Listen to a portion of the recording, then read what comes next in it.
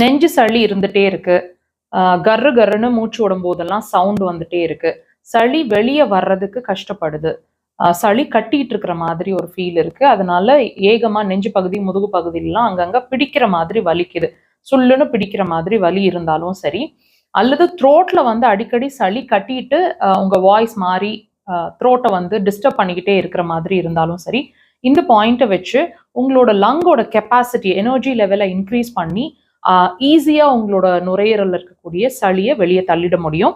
Location பாருங்க, பாமோட முடிவு தம்மோட முடிவு அந்த க்ரீஸ்ல அந்த பாயிண்ட்டை மார்க் பண்ணியிருக்காங்க, தெரியுதுங்களா? பாயிண்ட் லொகேட் பண்றது like this and clockwise direction pressure like this. உடன் இன்ஸ்ட்ருமெண்ட்ஸ்ல லைக் திஸ்.